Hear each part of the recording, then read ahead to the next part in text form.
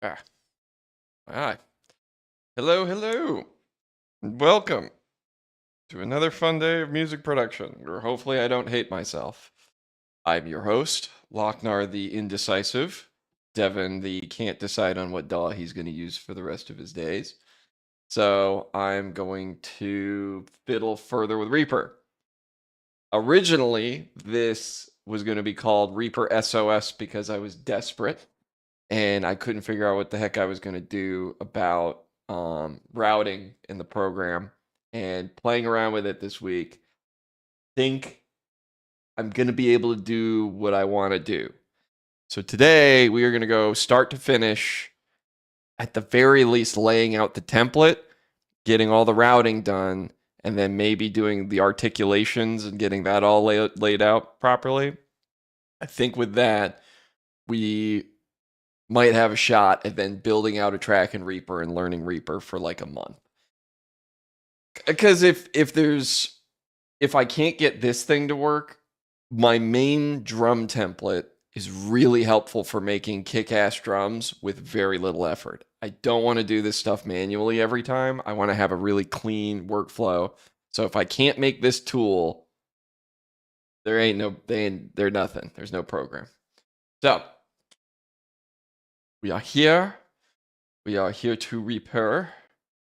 And we are going to fiddle with this stuff. All right, so first things first, new track. We're going to call this Drums MIDI. All right, that is going to go to a new virtual instrument, which is Superior Drummer 3.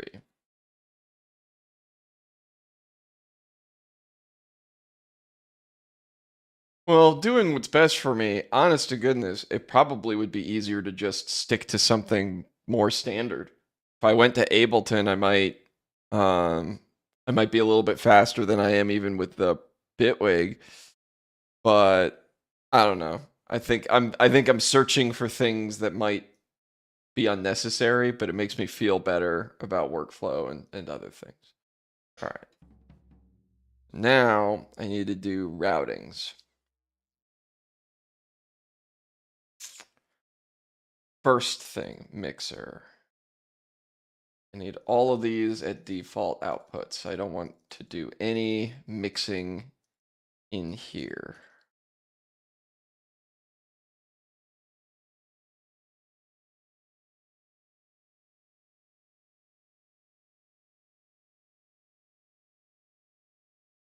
So as a starting point, I was talking with a guy, friendly person on the drum and bass Discord channel for the Reddit group, and his name is Teshma.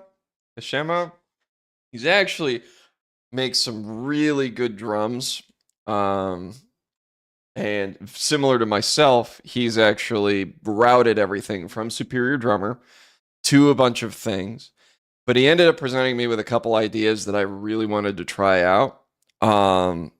So it's not so we're kind of rebuilding my old template, but we're using some of his ideas to make it a little bit better control. Hi Locknar, your head looks specifically nice today. Interesting. Rano's back. What's up, Rano? You'd be glad to know I haven't given up yet. I think I solved my problem. Let's see. Anyway, so right now I need to route out my audio buses in a way that give me finer control. So to kind of describe what Teshima did that I liked a lot, Superior Drummer 3 is awesome. They have a lot of mic placements for each of the instruments, right? Let me make sure I can actually hear. There we go. You have like the direct mic placement. You have the mic placement, the overheads. There's dynamic mics, there's overhead mics, and there's ambient mics. And they've, through some very clever wizardry, separated these things out to where you only hear the microphone like background noises. One of the cool things that Teshma has done is he's actually simplified his kit. So one kit is just the kick, the snare, the hat, and the ride. That's it. And most classic drum groups do use pretty simple drumming instrumentation. For the routing stuff, the routing matrix or the track wiring is helpful. Actually, you know what it was? The thing that was fucking me up is because Superior Drummer 3 is a Windows VST that's being routed into Linux. So it's kind of faking the environment. The MIDI outputs don't work. So the reason I was losing my damn mind is I couldn't do MIDI outputs from this device to any other device. But I could send MIDI from another device to this device and other devices and be able to trigger the shit that I want. Particularly volume envelopes, filter envelopes, and even if I'm feeling spicy, distortion envelopes. I can really be fun. Drums are meant to be simple unless you're making breakcore, amen break jungle, or whatever. BLXME, yes, that is absolutely true. Well, even when they're complex, there's only so often that you're going to be hitting the toms as part of a fill. There's only so many times you're going to be hitting all of the different cymbals. Like, those tend to be big moments that are sparingly used. Grooves are kept relatively simple. Kick, snare, hat. Kick, snare, ride. And then some flavor of articulations in between. So what Teshma did is he said, okay, I'm going to actually have 2 instances of Superior Drummer. And I'm going to spread that shit out so that I have just really fine controls over my kick, my snare, my hat, my ride. So it's like totally removing, actually, speaking of which, I can just remove a couple of these instruments. So he removed the toms and he kept it like really simple. Now, that means that this particular kit is going to have a ton of fine-tuned controls just for these sets of instruments. Then I'm going to have another version of Superior Drummer whenever I need to do toms, that's just the toms and their outputs. And then I'm going to do a version which is just the cymbals outside of the ride and their outputs. And that's where you're going to get something that's like a little bit finer control, because there's only so many mix buses that I have. Superior Drummer 3 is awesome, but it only has 32 channel output. So I can only route it so many different ways out. So anyway, part of this, well, first things first, now for the first bit of magic that we learned digging through this crap. Oh, let me make sure I've got the camera on. Yeah. Is the routing table. We're going to send from the MIDI drums to Superior Drummer 3. And we're going to just send all MIDI to all channels because I don't really care about separation. There's going to be the mid input here is going to be a virtual keyboard. Sorry, all MIDI inputs, all channels. So this gets to be that, and we only record MIDI. Actually, I guess I can do both if I care. Anyway.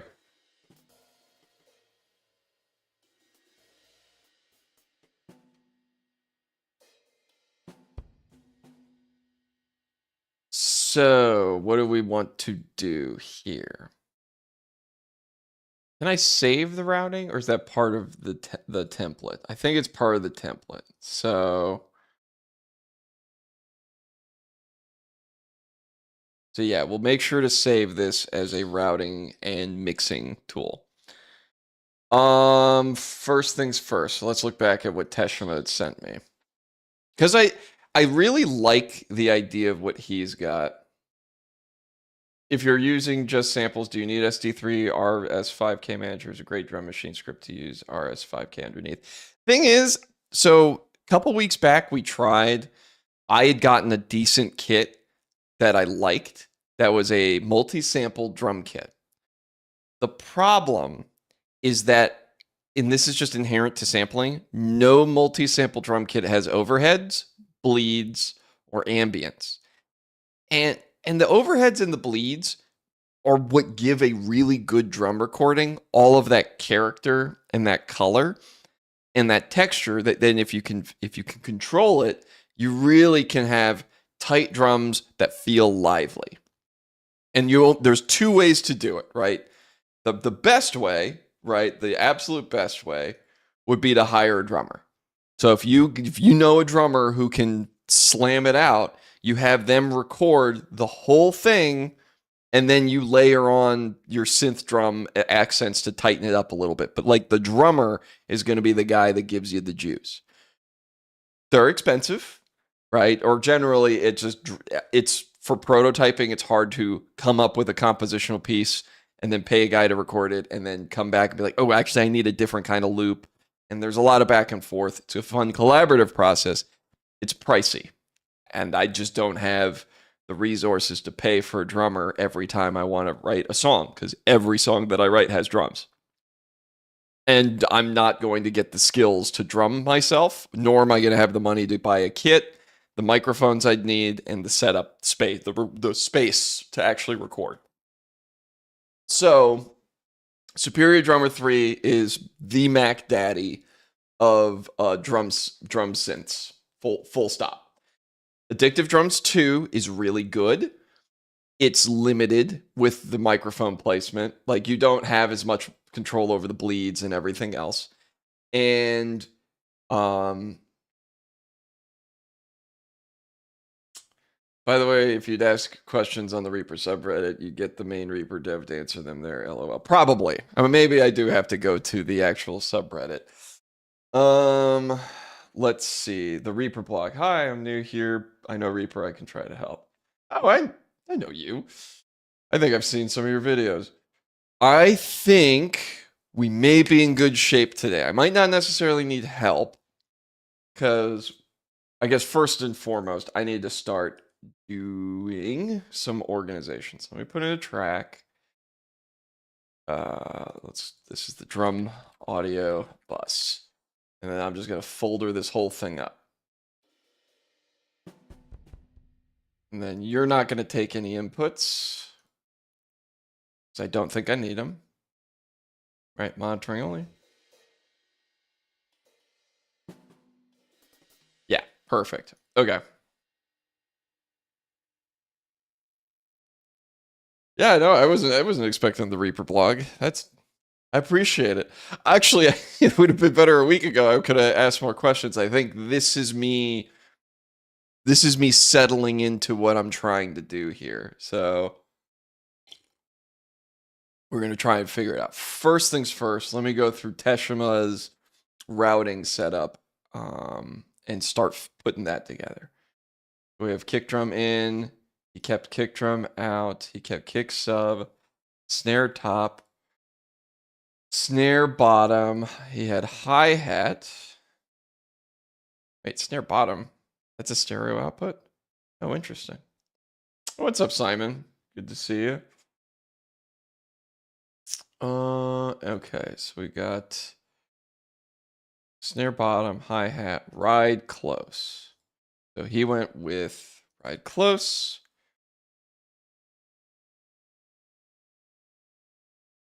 Oh, I don't want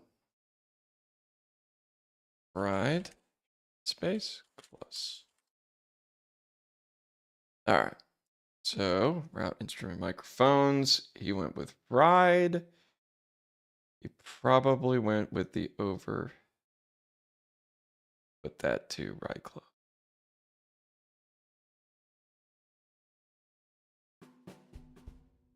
Oh, you know what? I need to change my MIDI routing to that MIDI drum. We did create a preset, and I want to say it was the Bitwig 5 routed out. Yes, because I left space for C1 and D sharp 1 for organizational purposes. And we can zap all of the toms. If I can I command delete those? Edit, clear, selected. We don't want the symbols either. I want to leave room for just the specifics here. And then if I have to shimmy crap around, I think I can.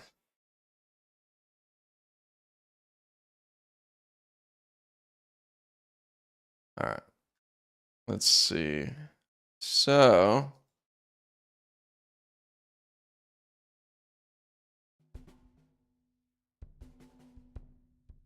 I have this MIDI routing just to make it a little bit more convenient for keeping things in order. For whatever reason, their default has it spread out like across the keyboard with all the articulations, which is a choice, but I guess I'm the weirdo that likes things in sequence. Speaking of which, let me go back. Use preset. Actually, I'm going to save as. This is going to be kick, snare, hat, ride, mid articulation. Articulation. Save.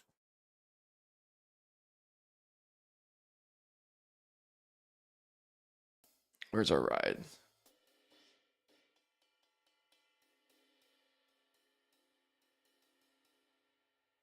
All right. So that's good. I can fiddle with that later. Teshima also had overhead dynamics, so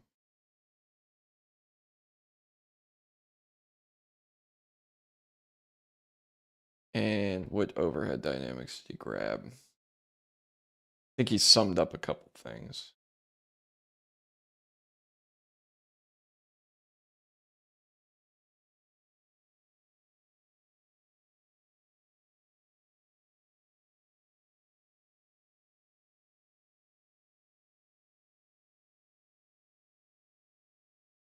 Overhead dynamics, overhead indents, that's the ride overhead, hats, ambient near. So he did really treat the overheads pretty separate. So overheads dynamic. What do we got in here? I apologize for the boring part here. We're going to be fiddling with. So that's bleed.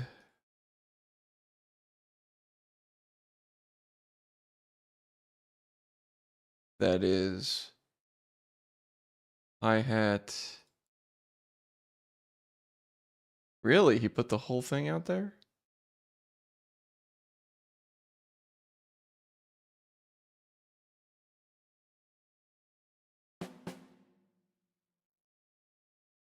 Trying to think what I actually need.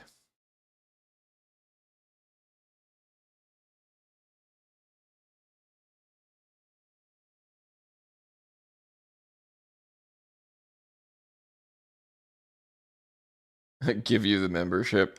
There's no one's gonna use it but you. I wouldn't. It'd be like the one member of one. The Locknar fan club with one guy. Okay. Shoot, this is when I need to bug Teshima about his microphone routing because I want to kind of organize it better.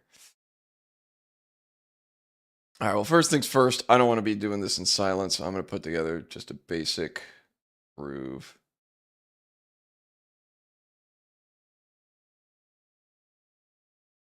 Ugh, I'm going to have to label these.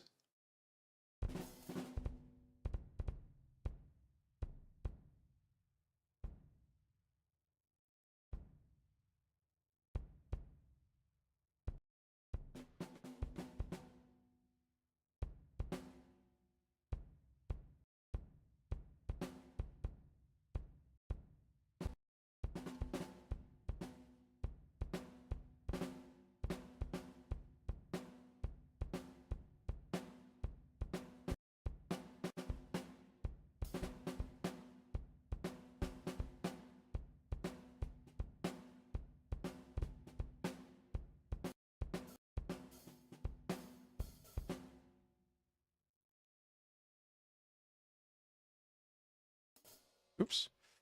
I get used to that.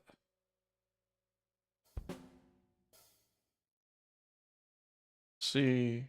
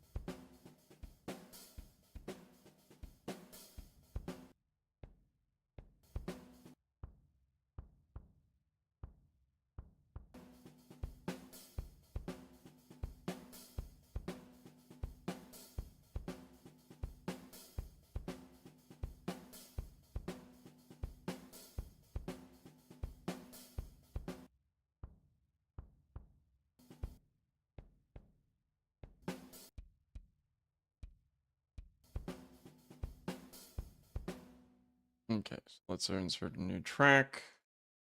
This is going to be kick bus. All right, let's see how this works. So if I select these, and then I guess I have to pull these back out of the container.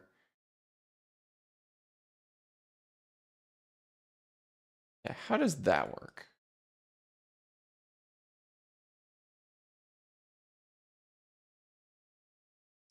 How do I add stuff to a folder without adding the entire set of tracks below it to a subfolder?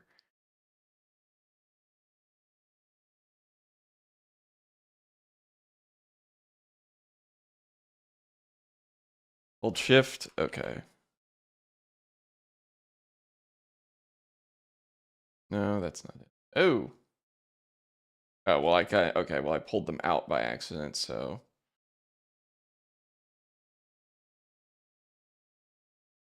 Oh, you do mean hold shift when I'm like selecting and pulling them out?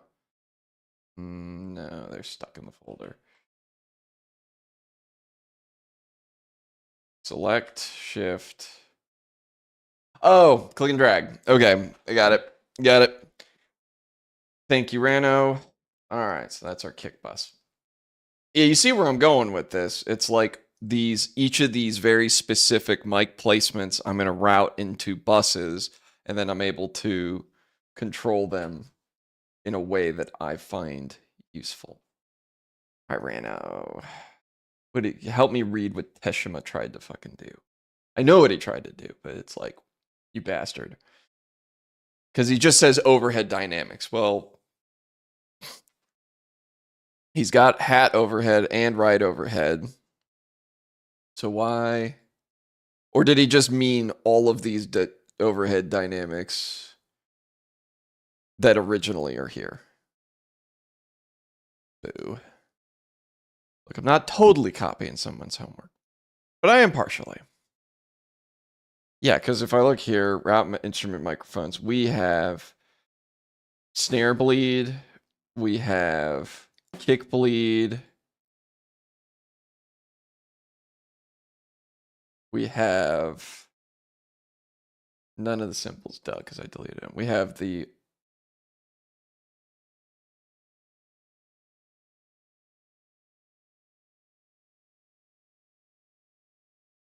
is that even being used? The stereo input, isn't it? Yes.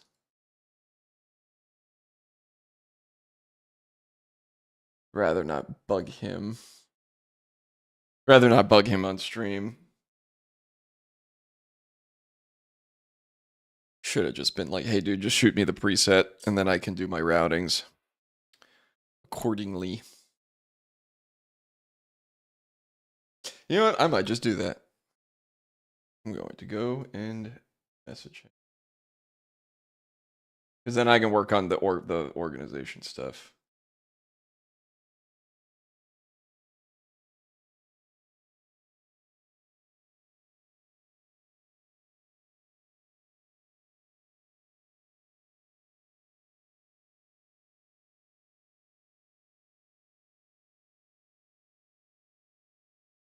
All right, he probably won't get back to me till later, but there's that. Well, for the sake of time, I'm gonna open up my old preset, which was I think just good drums.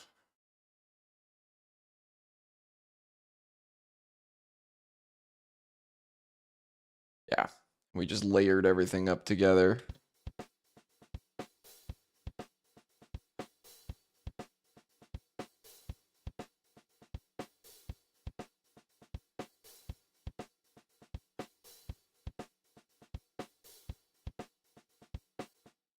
Oh, I can't do that because I didn't separate them out. Boo!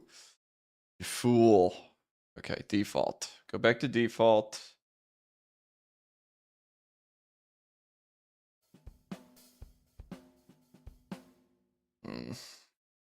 Trying to just think of how to do it. I'm thinking of how to do this without just being bored out of my mind solving. Well, this is sort of the deal.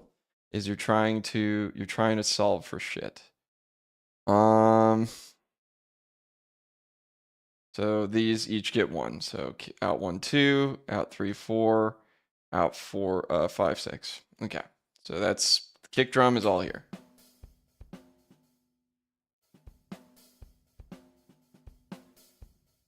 Wait a minute. I'm soloing that bus.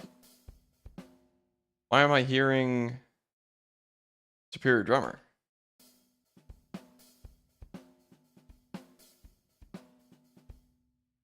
Okay, riddle me this, Batman.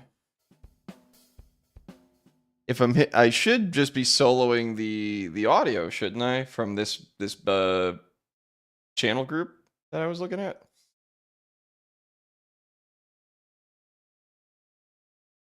And then I don't know what this is. Exclamation S. Not soloed? That. Okay, well, solo's just not doing anything. How do you solo channels? Okay. Reaper, come on. That one's an easy one.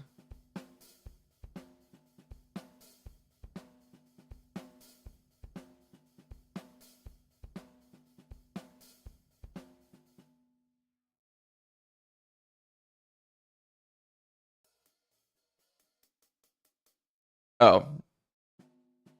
Because it's all, they're not routed out. I'm an idiot. Never mind. Devin's dumb. I'm doing 3 things at once. Okay, snare bottom. Okay, snare top. Snare top. 7, 8. And that one's 9, 10. Then we insert a track.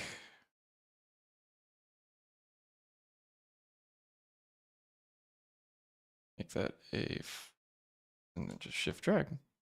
I like that. That's not terrible. Snare bus.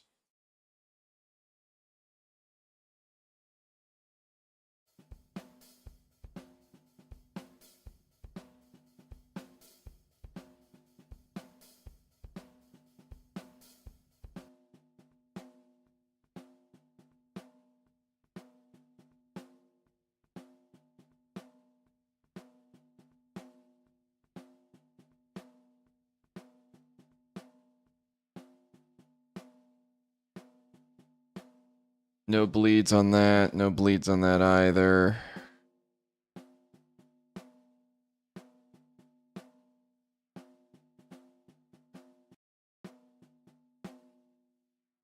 Okay.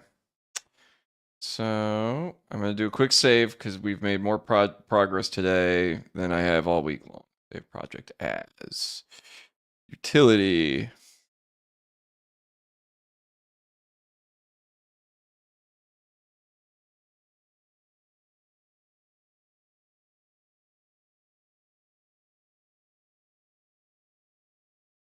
Okay. Let me just double check that the project got saved as expected.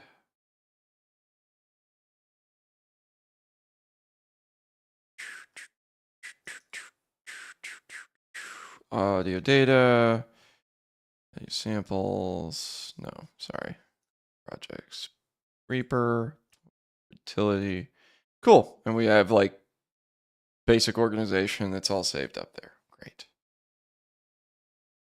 Yeah, because one thing, and I know that it's something I can do in Reaper, which when this is done, unlike Ableton and Bitwig, I'm pretty sure I can save the group of tracks and subgroups as like a template that I can just drag in and be like, hey, track template, add this to your track. And then I have like this whole big routing mess that just gets dumped in without too much effort.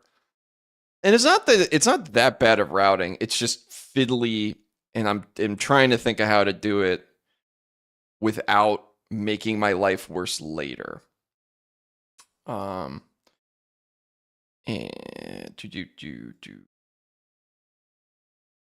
so then you're gonna be 11 and 12. We don't have the rack tom. Yeah, I have no idea why he's got this as overheads. Eshima. Well, I'm also copying how somebody else organized it, and I already don't like the fact that he's got ride close, but then also. Oh, that's a single channel. Where did he find one of those? One of the rack toms. Yeah. Okay.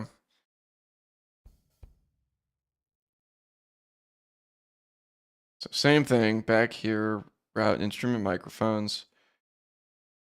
Ride close. Oh, I think I see what he did. He had set this up. Okay. You can turn those templates into right-click context menus as well. Reaper Tips has a video on it. Right-click context. Oh, so like so it's something that's saved, and then I right-click somewhere and I'm like add, and then it's like SD3 drum machine, and then it would be like kind of drop in on that. That's cool. All right, so for this purpose, let's swap. Where's our ride? I wish. Ooh, whoa. What was that? Nope. It's a control. Nope. Shift right click. Gotta get used to that.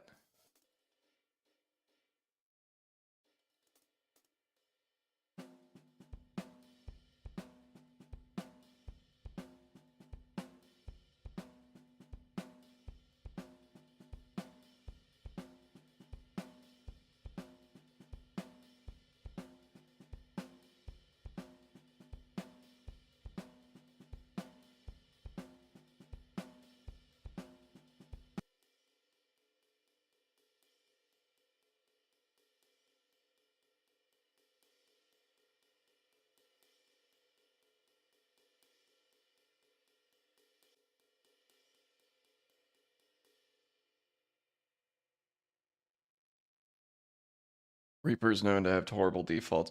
I mean, it's probably could be better, but I'm remembering a time back when I tried to use Blender pre 2.7, and Blender used to be one of those programs that was really rough for like default navigation and other things. Reaper tips and learning Reaper's videos on setting up the piano roll. I think I watched some of those to start kind of familiarizing myself with how it worked. But noted. I will put this on the board. Okay, Rano. So you're familiar with Blender? Yeah, it was rough. Like the middle mouse for everything was painful, and then 2.7 it became, hey, we're just going to be closer to Maya, and then everybody started using it.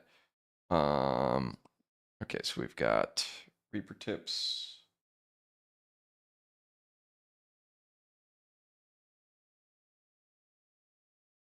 And then learning Reaper.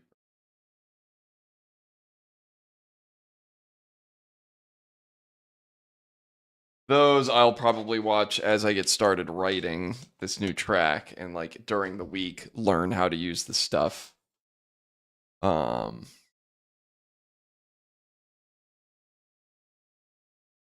by all means, if you want, I can send you links and everything you'd need to know.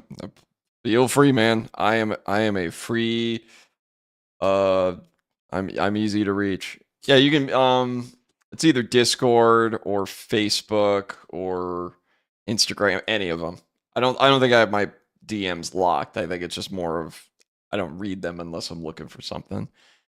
I think my email's actually on YouTube too, so if you ever need to shoot me an email, nobody ever uses that one. Discord? Yeah, here, I'll go ahead and add you. What's your number?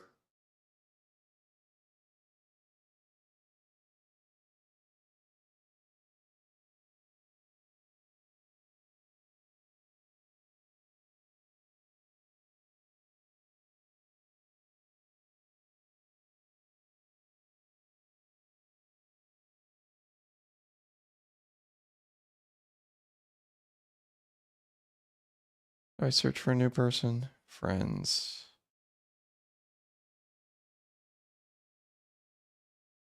Okay, let me copy that. Thank you, sir, and or madam.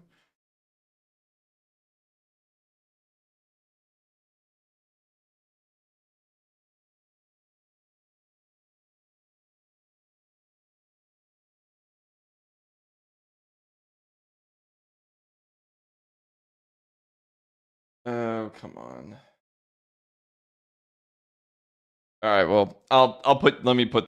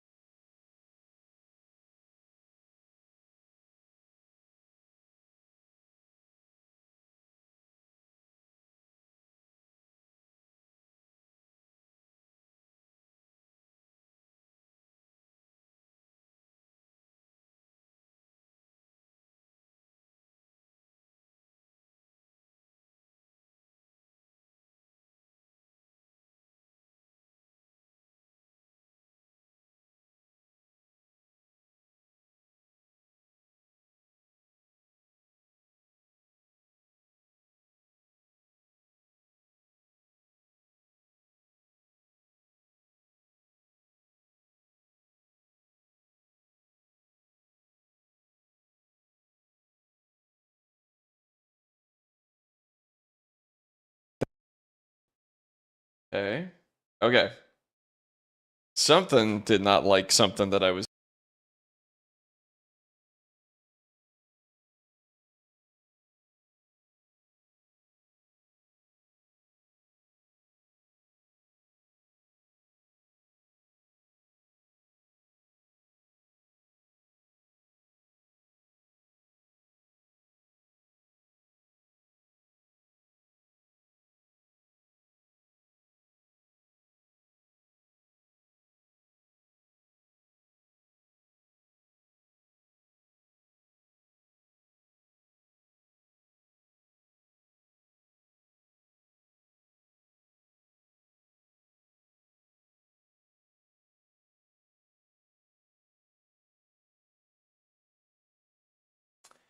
So that was weird. Let's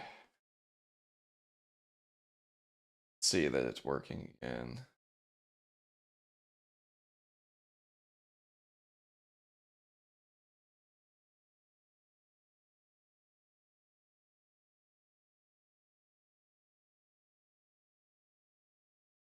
All right. I see myself on camera. We should be back with audio and everything. That was weird. Discord, I think Discord was kicking my audio and I couldn't figure out why. I was like, okay. So that's what I get for fiddling with Discord. I'm gonna leave. I turned it off so it can't bug me. Sound looks like it's good. Let me just double check.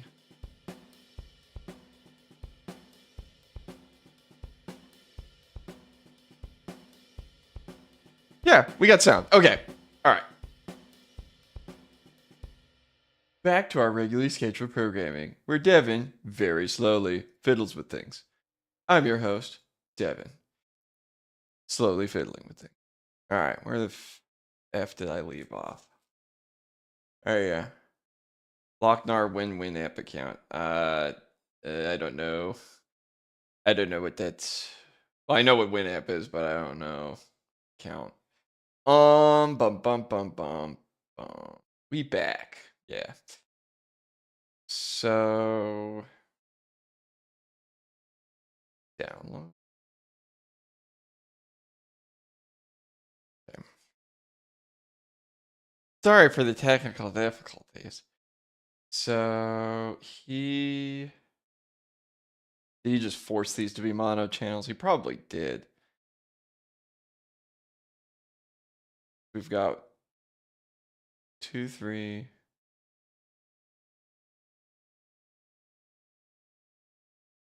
So 1, 2, 3, 4, 10, 11, 12, 13, 14, 15, 16, 17, 19, 20. That's not right. Did you know Reaper is made by the same guy who made Winamp? I did not know that. Wow. That actually is kind of sick. I didn't know that. I wasn't much of a Winamp user back in the day. I knew of it, but yeah. Locknar, quick question. How does it feel to make music? I'm not sure if it feels any particular way. I think it's more of a compulsion to make something, and then when it's made, I feel good, and when it's not finished, I'm kind of annoyed. Probably plays into like ADHD or something terrible like that.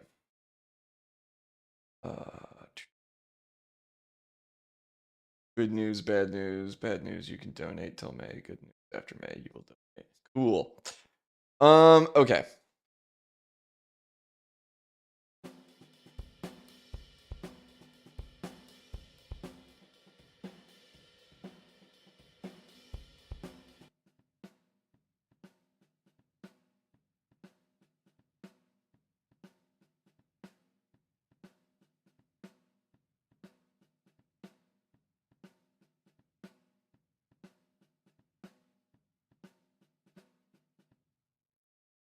Reaper is made by literally 2 people, and one of them is Justin Frankel, who also made Winamp back in the day and sold it to AOL. Yeah, interesting. Didn't they really only have 2 developers? You know what?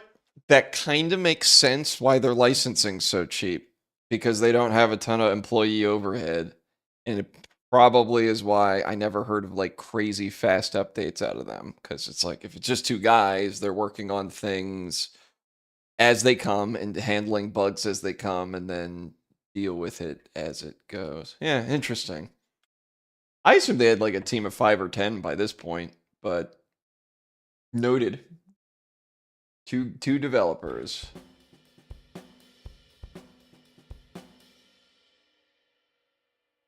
Hi Locknar. What is your favorite song you've ever made? Rock and Loaded. Rock and Loaded, Enter the Nexus, and honorable mention goes to probably actually the entirety of the Chill album. I liked a lot. What's it called? Insert album cover here. I liked most of that album. Has some really fun stuff in it. I think I wasn't doing a lot of my own drumming at that time. That was a lot of sample drums at that point. Reaper is the most non-open source DAW. They update very frequently, though. There's almost an update every 2 weeks. Yeah, fair enough.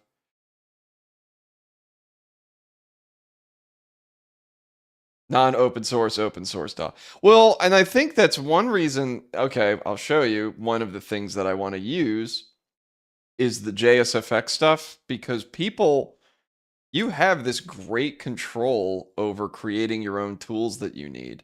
So like some very nice person out there liked the things in Bitwig so much that they made an interface that you can create a multi-segment curve generator. And he made versions of that. Well, actually, let me do that before I clutter things up. But it's like the expandability with that engine is really cool. And it means I don't have to go buy a shit ton of plugins to keep like a semi-open source lifestyle.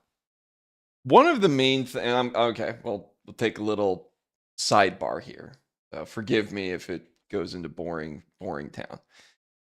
So one of the big things in the last year was summer 23. I'm sitting there and we're kind of on the cusp of what's coming along the pipe with AI. A lot of people are getting super excited about it. Microsoft buys ChatGPT, and I'm just noticing slowness on my computer. And I'm getting tired of it, and I'm getting frustrated that I don't feel like I own any of my softwares anymore. I had a subscription to East West, the sample library. I pay in perpetuity for upgrades to Ableton. I pay for upgrades in perpetuity to Bitwig. And not only am I paying for stuff, I'm getting worse products over time. Native Instruments doesn't make good shit anymore. I don't know what happened to them. All of their plugins have kind of fallen to the wayside. I don't know a whole lot of people that use them.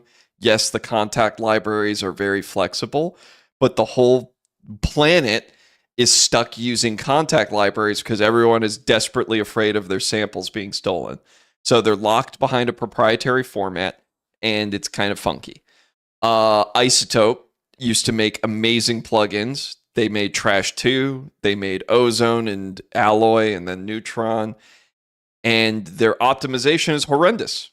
I was finding more and more performance-related issues with those plugins, purchased plugins that were blowing up my entire project. Ableton would crash if I had more instances, like 3 or 4 instances of trash.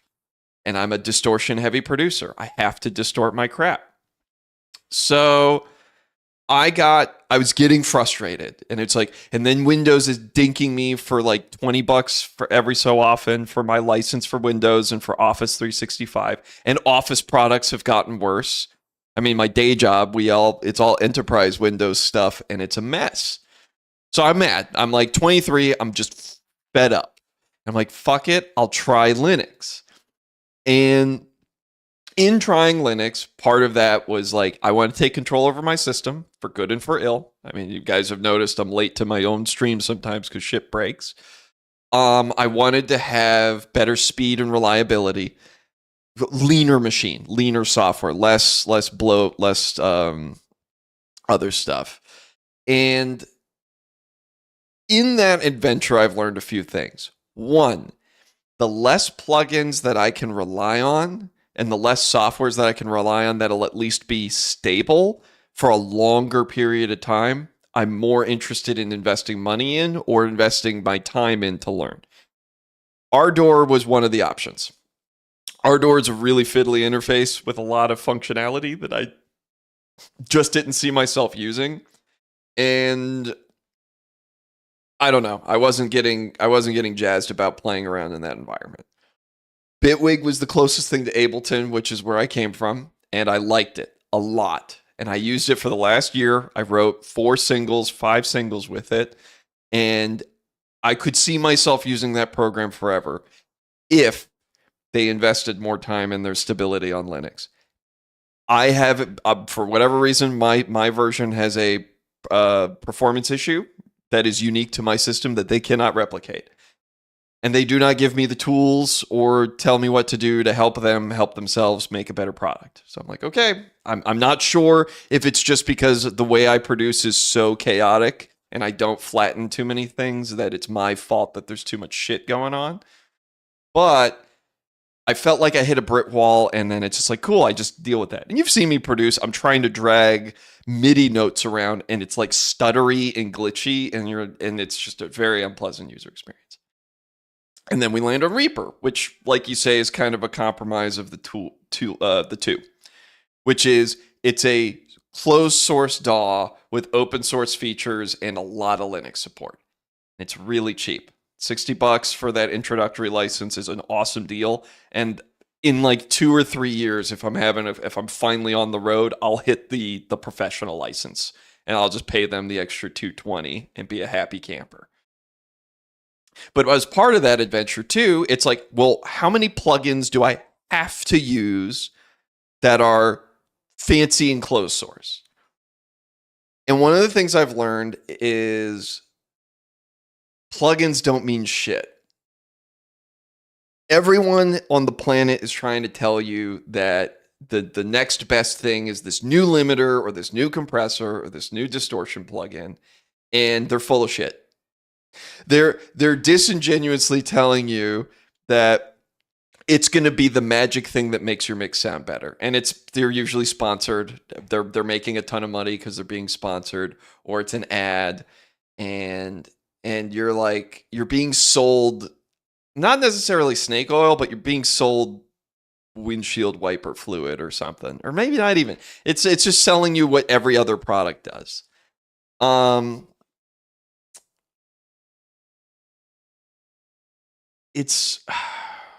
yeah, the JSFX stuffs are great open source plugins that works in Reaper. Doesn't cost a penny and runs very efficiently. Yeah, because it's running off of their own internal engine. Here's a fun fact back your way. Basically, my understanding is they built the JSFX audio scripting language first, and then they built Reaper kind of around that, and that's how Reaper ended up coming to those sorts of things. But yeah, more tools or more distractions. But more importantly, like an EQ is an EQ as long as it's not coloring the sound in a weird way, or if it's not introducing artifacts that are unexpected.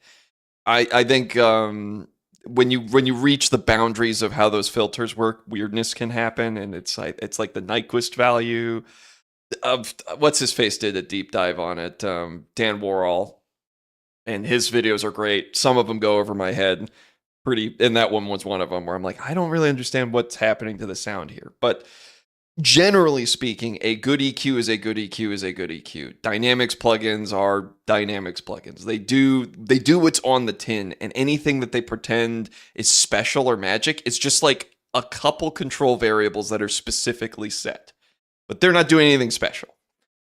Distortion algorithms can be different and sound different, but you can achieve almost any distortion sound with a wave shaper tool, because you can shape how the signal is being processed through the clipping and everything else.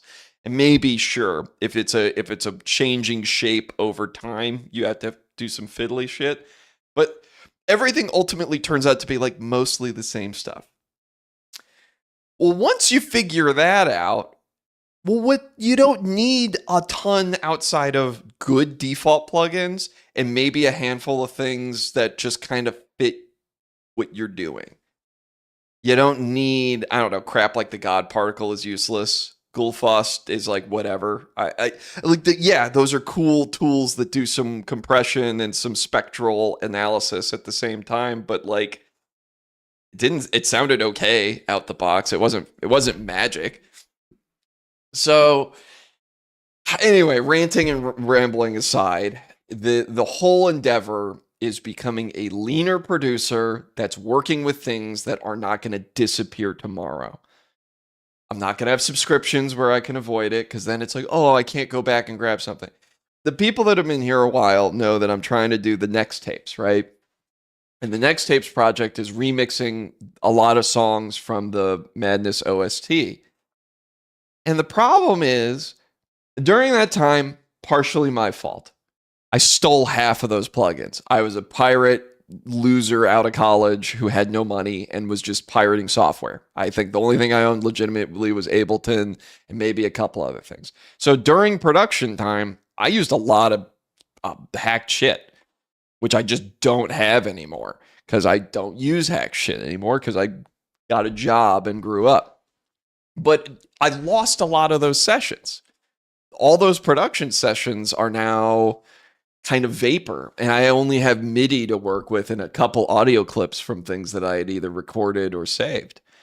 So I had to, I don't want to do that again. I want things that I'm going to have that last forever, and I can open this shit up 15 years from now and not worry about it.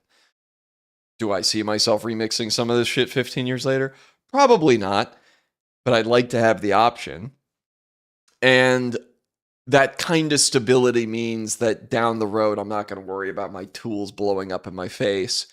I'm not going to worry about, I have to use a Windows because XYZ is locked to Windows. It's like, no, I don't want to use stuff that forces me to use stuff.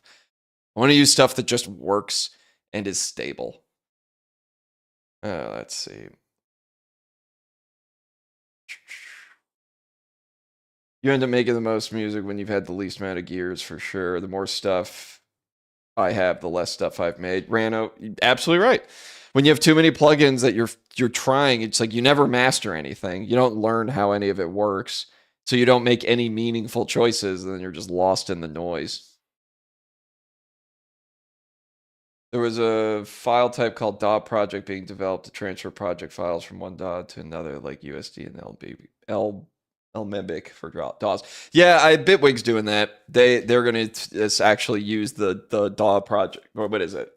Yeah, DAW project format for export. And I think them and Studio One, maybe, they're getting a couple people working on it. That, again, I'm bitching about Bitwig because I have a unique issue with my machine. I think the company is doing some really cool shit. They partnered with Yuhei, whatever, however you say it, for the clap standard because people are tired of VST being underdeveloped and kind of old. They're doing the DAW project. They're trying to make cross-platform stuff. Outside of a faux pas with one of their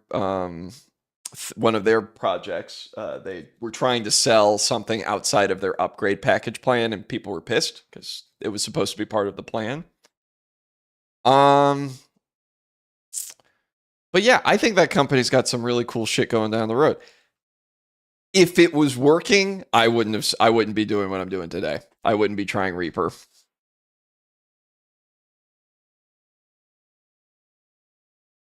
Yeah, and it makes sense because it's like more universal formats makes it easier for producers to go back and forth from different things, and the consumer is a happier consumer when you've got options.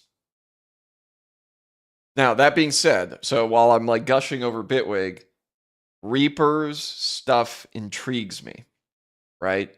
So I really like, and this is stupid, but I really like the FX view being like this nice menu that I can kind of step through and keep all of my stuff organized. Because I use a shit ton of plugins when I'm producing something. It's obnoxious. There's way too many things that I'm running. I like the idea of the media pool, which I don't have an example for, but being able to save stuff to the media pool sounds super helpful when I want to just get clips out of the media pool that are shared. I was fiddling with some of the automation tools. It felt decent to use. I liked the MIDI editor. It seemed decent to use. I like that things are pop-out windows. I actually forgot that I completely missed that from like older pieces of software. Because everyone's trying to make this interface where you're constantly like losing real estate to all the stuff being on screen all at the same time. It's like I don't need the mixer strip at the bottom. I don't need the FX strip at the bottom. You're going to assign hotkeys to particular plugins, save FX change. Oh yeah, I believe it. I saw the new S1 update and people were so pissed with pricing and subs. I feel thankful for being a Reaper user and never have to worry about that kind of stuff. You can customize everything in Reaper. I mean, everything. Yeah, that's the other thing I've seen. Everyone's got very fun interfaces that they've put together over time. And that's the other thing. It's like, sure, the startup time for me is going to possibly take like 6 months to a year to be reasonably comfortable as the user. But then I've got my own customizable interface DAW that I can make do anything I need it to. And it's cross-platform.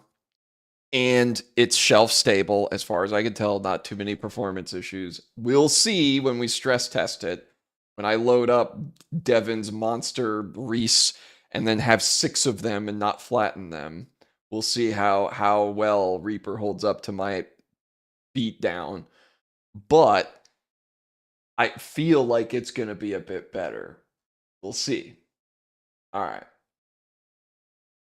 Man, we just lost like 20 minutes talking. Thank you for listening to my TED Talk, where I rant about software.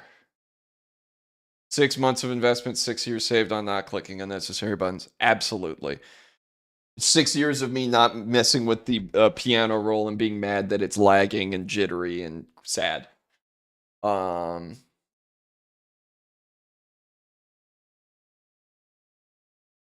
you doing? Hear my wife rustling something downstairs. My speakers went on auto mute. Hang on.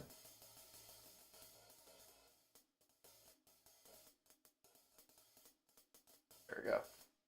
Yeah, the focals that I got, they have this nice feature where they auto like go into power saving mode if there's no sound through it. But yeah, when there was no sound through it for a while. All right. I love that I had the Reaper blog guy here for a bit, and it was like, of all the times to come, it was the part that I wasn't going to need him for.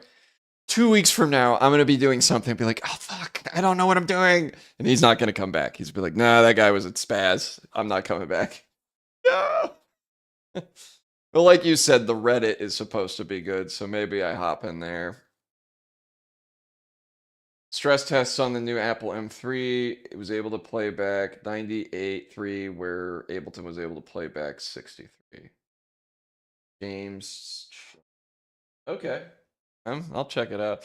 It's less about the tracks. It's the effects. I do a lot of serial processing that is aggressive. I mean, I could pull it up on Monday, but because I do want to work on the last of Just After Midnight. But the Respace will have 15 instances of a plugin or plugins, and because I'm a absolute non-committal bastard and do not flatten anything that I work on. So, because of that, I'll have a couple instances of FabFilter, a couple instances of like default stuff, and it gets to be a little gnarly. We don't need you. I have Ride Close. We've got, what's up, Blue Smoothie? We've got 1, 2, 3, 4, 5, 6, 7, 8, 9, 10, 11, 12, 13, 14, 15, 24, 25, 26, 27, 28, 29, 30, 31, 32. How the hell did you organize this, dude?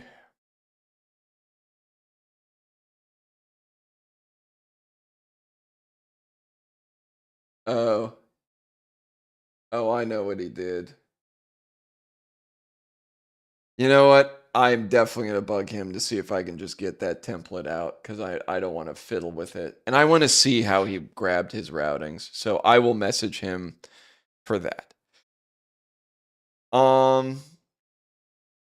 So I think that for today, I'll show you very briefly why I wanted to do this, why the routing matters for what I'm trying to do. So, and then I'm going to switch to Bitwig. We're going to listen to what I've been working on. I'm going to do some work on that and then call it a day. Because if I'm going to bug Teshma, I need to just bug him. So let's say I have a let's go with the snare. That's actually going to be a good example. The snare has two components. You have the top and you have the bottom with the rattle. What's my Discord? I don't have I am Locknar, but I don't know what the number is, so I won't be able to tell you. Plus, I field a lot of people are trying to add me as a friend because I have private messages, so it's like I have to add you. I got your name saved. I'll be able to find you. And if not, I'll just, I don't know, go to Reddit and search for you there. Anyway, so let's say, right, I want to have a, let's go from drums MIDI. Oops. So you hear the rattle, right? Let's say I want to add a triggered envelope.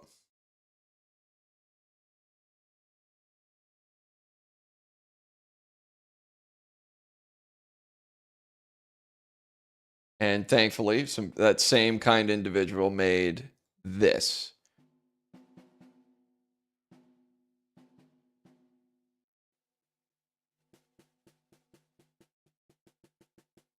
So I can treat each individual sound with its own articulation and really dial in something that I'm trying to figure out.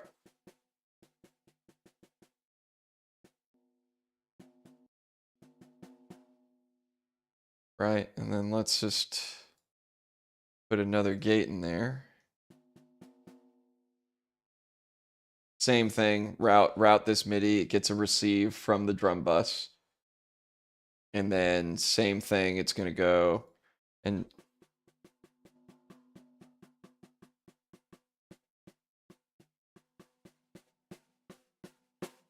so this is where I get this incredible power to spread everything out and using MIDI controls be able to trigger envelopes per microphone. That is wild. Because before, what I would do, I'm gonna go undo these routings for now because I want to make this a bit more permanent. But what I was doing before is just kind of summing everything together and then using transient shapers. The problem is a transient shaper is a semi power intensive plugin. Like the ones in Bitwig tend to be a little bit more fiddly. But a transient shaper, like just a volume shaping thing, is pretty nice. And then there's also a filter. I could do, and this is something that we were talking about. Again, this guy is a drum wizard. I actually like him quite a bit. He'll throw like crazy good breaks into the Discord. If you're ever looking for production talk, by the way, r/drum DNB, the production Discord, they're all really cool over there. And there's a bunch of very smart people talking about talking shop. But it's like, oh, I could add some stank on that. Okay, actually, I am going to turn that back on for a sec. So, for example, let me go back here.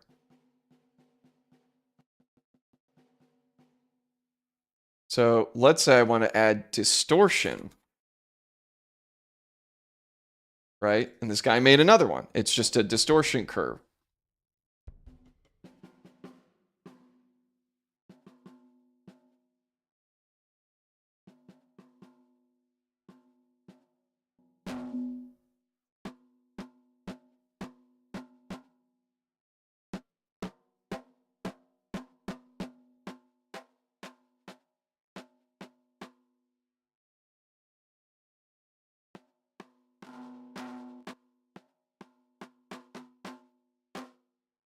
Okay, what if I wanted to add a filter just to that particular thing? I think it's FLTR. Yeah.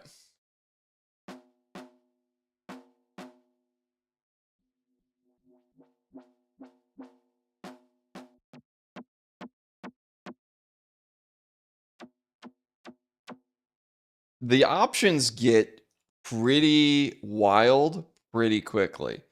And while that's like fun stuff, the practical use of that is really helpful. And it lets me create.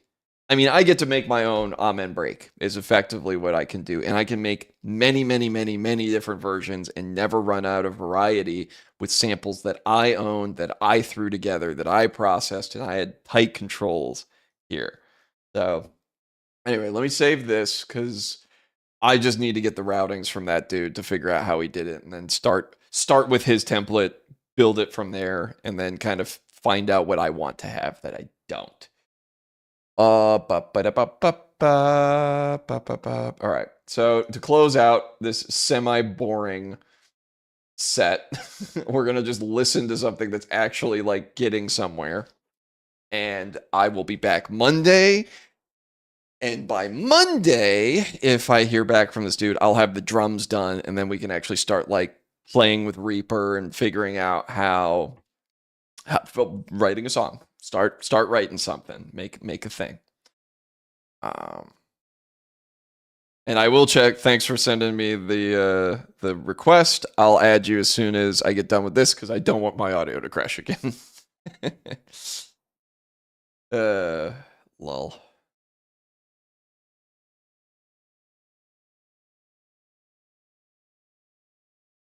All right. Where did I leave off with this? I think I played with this on Tuesday.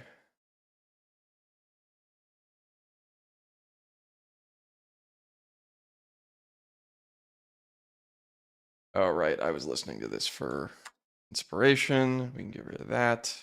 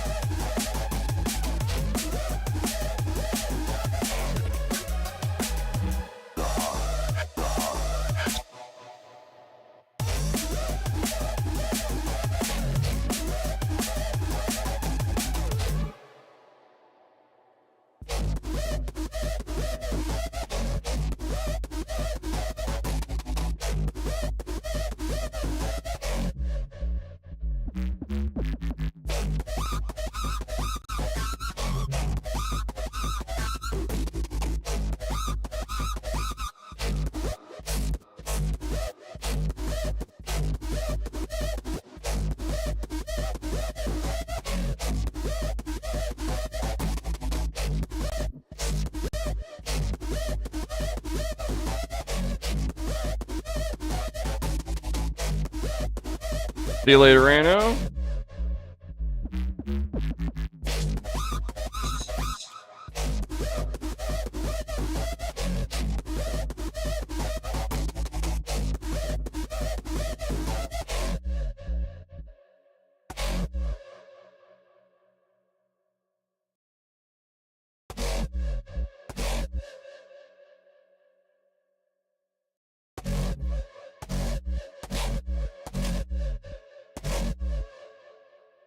I don't know.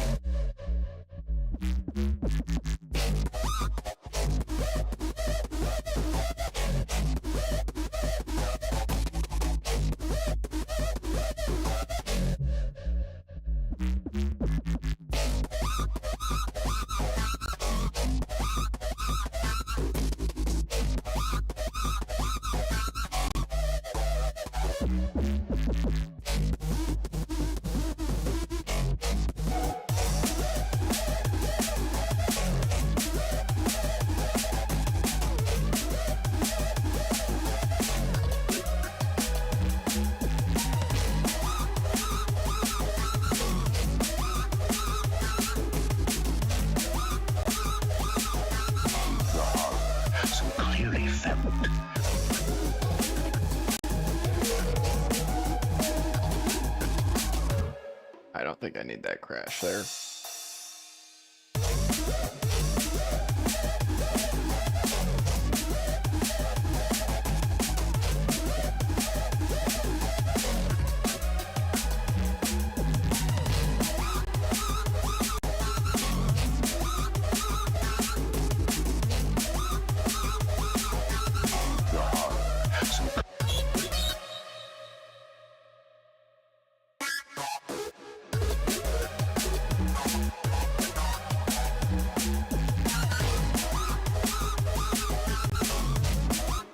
Hey, Locknar, remember the Giving Tree? Well, yeah, it's their company for MPN.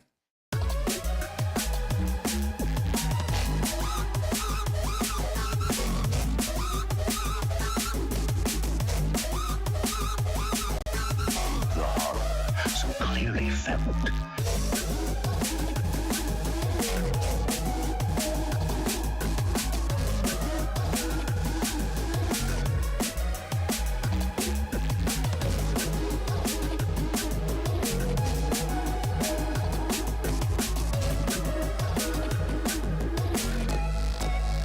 The heart.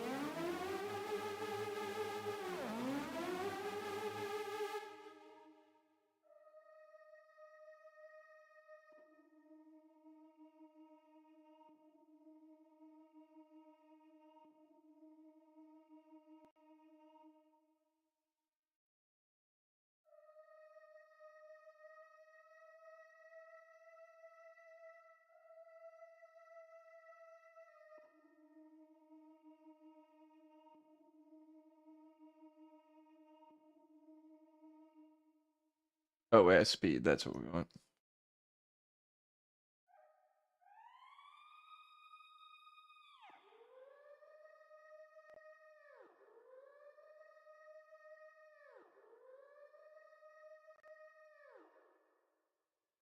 All right. It's a very quiet sample.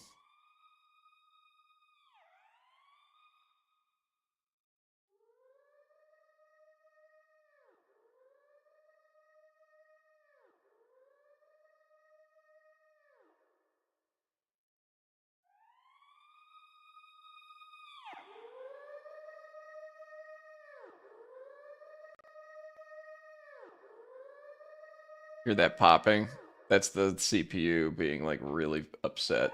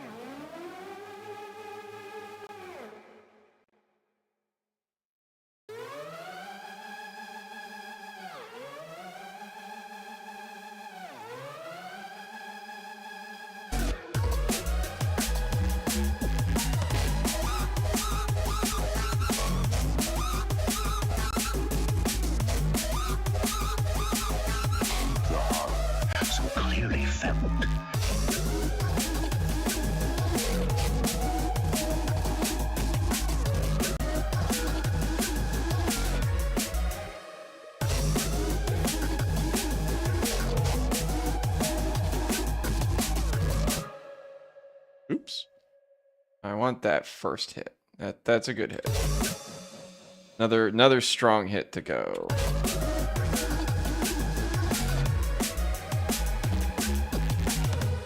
Yeah, keep those pretty agitated to start. The real nearest V. Hello, Locknar. It's my only first time watching you live on here. Anyways, enjoyed the soundtrack and MPN, by the way. Thank you. Appreciate it.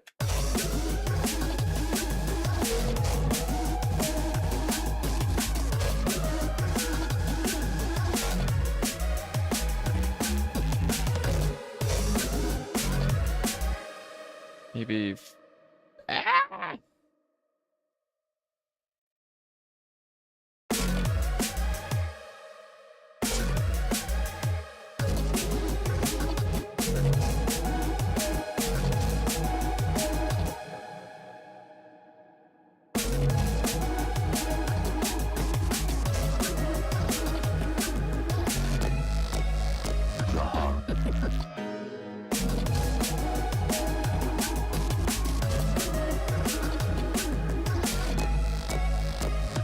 There we go. Those sound nice and tight. And that's why I don't flatten anything. If anyone wanted to fucking know, it's that. So I can fix things when they sound weird later.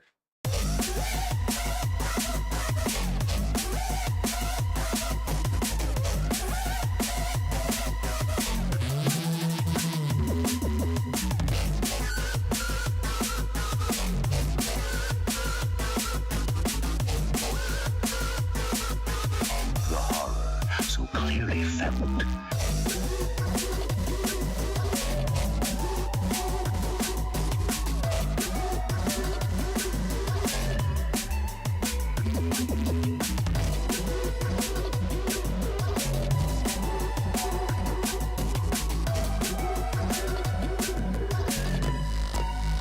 The horror.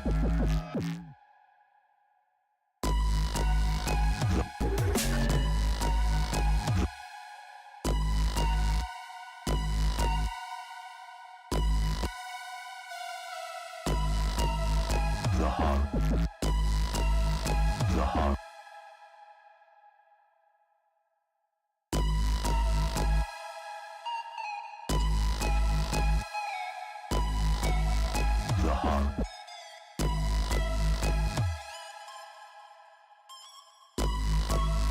The horror. The horror. The horror.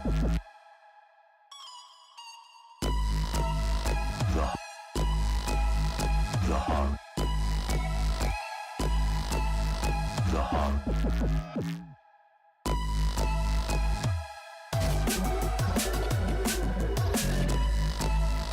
The horror. The horror. The horror.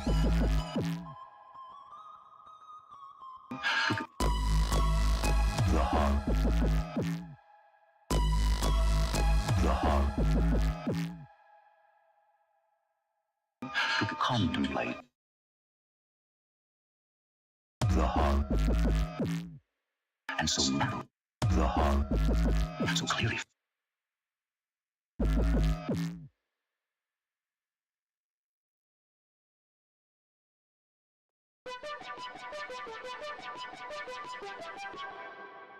Are any of this worth saving? Take the time.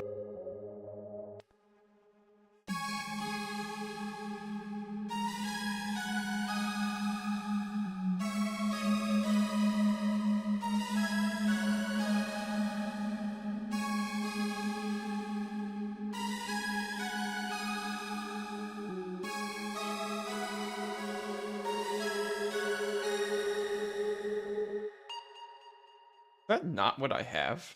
Hang on a minute. What do we have here?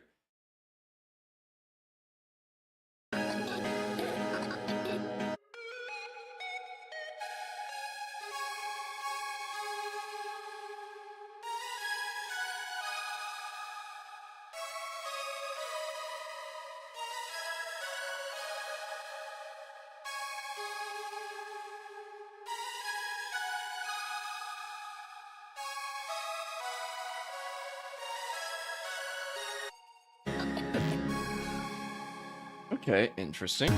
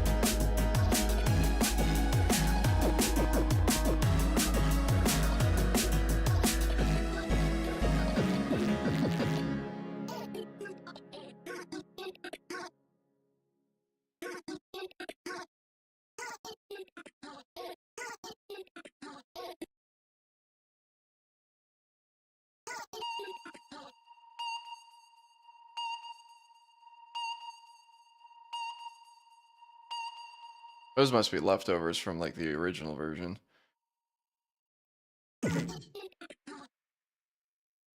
There you go. Dumb sound effect at the end.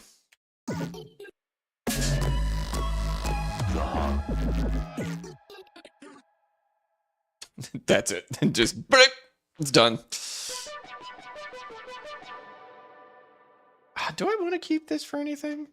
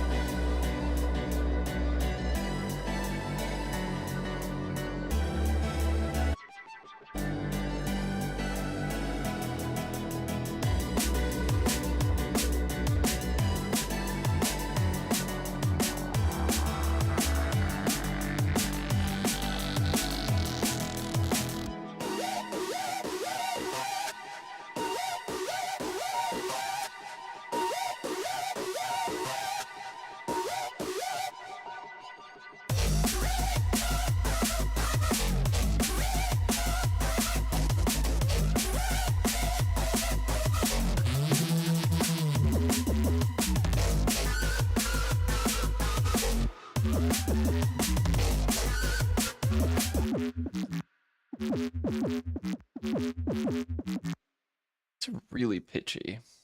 How does it sound lower? Ooh, terrible.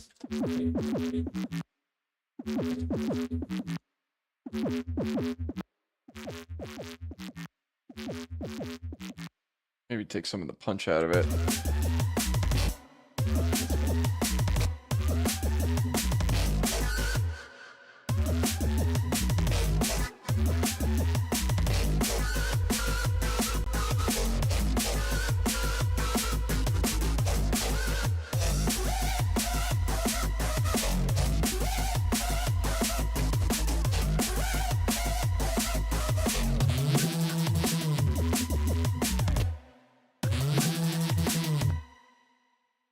You know what? I could probably cheat with a nice little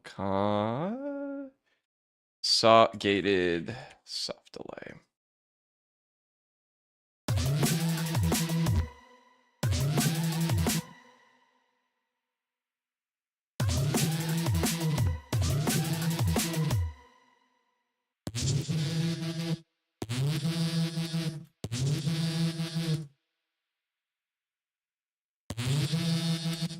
Oh, maybe I need something a little bit more aggressive. Let's see. Convolve.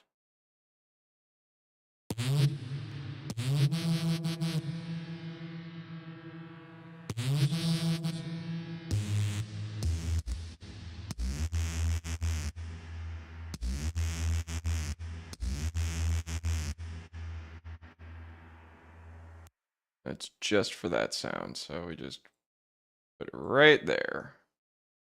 You're on. You're on. And you're off. You're off.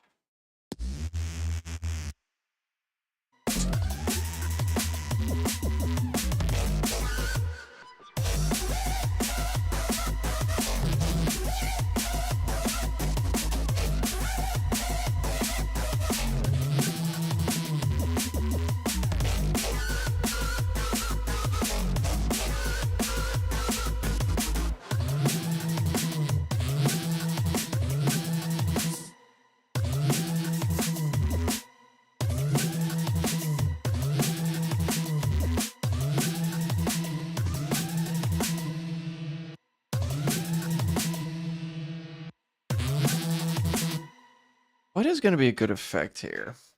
Phase? Just simple, just nice back of the cheek sound.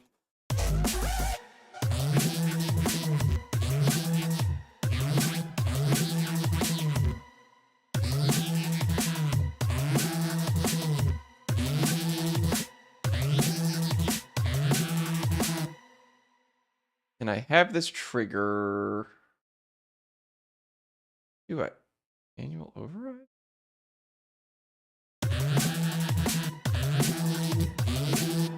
Oh. Oh, sweet. You can control it. Oh my. Why is that not just a default option, guys? Come on. Come on. That's like a no-brainer. Because then you don't need a mod tool. You already have them. You could reconnect it. Oh, that's annoying. Oh, I already saw it. Simon likes Cheshire more than me. It's fine. It's fine. He's got more metal parts in him, so I see how it is. You guys having fun at my expense on my own stream. How dare you make somebody pick their favorite? You meanie. Oh.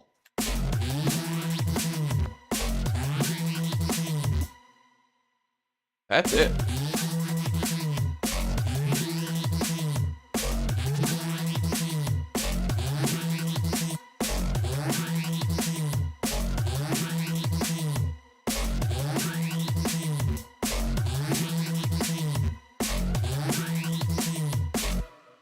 All right, that's... You know what? Just throw a chorus on there too. Just really amp it up.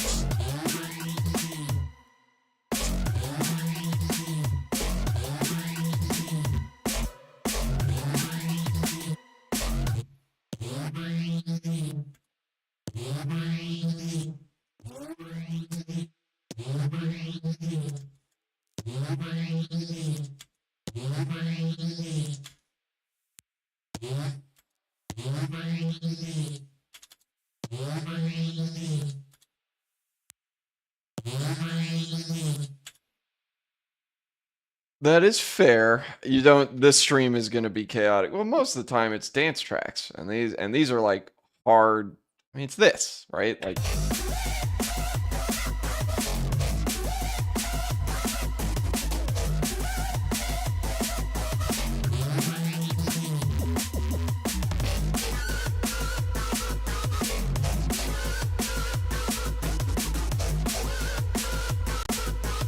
The horror so clearly felt.